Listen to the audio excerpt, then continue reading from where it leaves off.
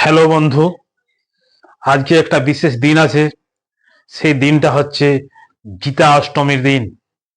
এই দিন আমাদের মা, কাকি, জেঠি সবাই এই অষ্টমী পালন করে।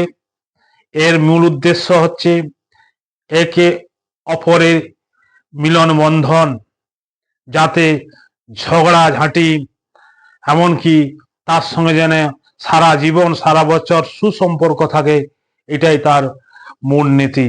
তাই বন্ধু, প্রত্যেকেই একসাথে আমাদের মা, কাকি, জেঠিরা জঙ্গলে বনফুল তুলতে যায় এবং গানের সুরে সেই বনফুল তুলে নিয়ে এসে সন্ধ্যাবেলায় যে প্রকৃতির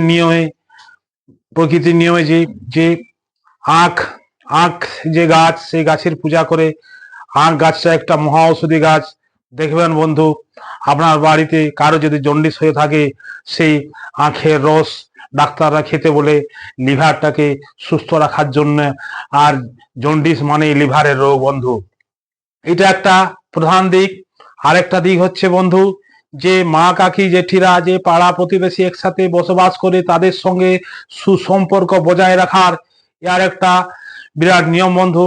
দেখবেন সন্ধ্যাবেলায় যে মানে ছোলা, মটর, এরকম শস্য দানা জাতীয় বেশ ভিটামিন যুক্ত, ফাইবার যুক্ত এইসব দানাগুলোর রাত্রিতে ভিজিয়ে রেখে সকালবেলা সিদ্ধ করে শাল পাতের খালাই করে প্রত্যেকের বাড়িতে গিয়ে খুব মনকে শুদ্ধ করে প্রত্যেকের বাড়িতে সেই প্রসাদ হিসাবে সেই দানাগুলো, সেই ছোলাগুলো দিয়ে প্রত্যেক ঘরে দিয়ে আসে এবং তাদের সঙ্গে একটা সম্পর্ক বিনিময় করে। আবার সেও তার বাড়িতে দিয়ে এসে তার সঙ্গে সুসম্পর্ক গড়ে তোলে। এটা হচ্ছে কিন্তু গীতা পরবের মূল উদ্দেশ্য বন্ধু।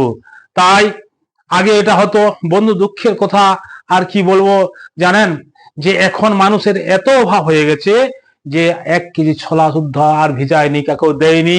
মানুষ হিংসায় পরিপূর্ণ, একে অপরের সাথে কথা বলে না।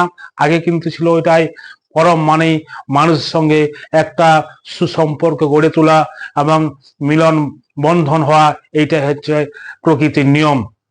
কিন্তু এখনকার বউ সবাই শিক্ষিত, মিনিমাম সে উচ্চ মাধ্যমিক, কেউ বিএ পাস বউ হয়ে এসছে। তাদের দেখবেন যে এই দিকটা ভুলে গিয়ে ওই মোবাইল নিয়ে, ফেসবুক নিয়ে, অন্য অন্য মানে কুরুচিকর বোধ এরকম ছবি ছাপা নিয়ে ব্যস্ত থাকে বন্ধু। তাই বলছি, আমাদের যে পুরাতন রীতি, আপনার বাড়ি আমার বাড়ি সবারই জন্য আবার এই নিয়মটাকে ফিরিয়ে আনে।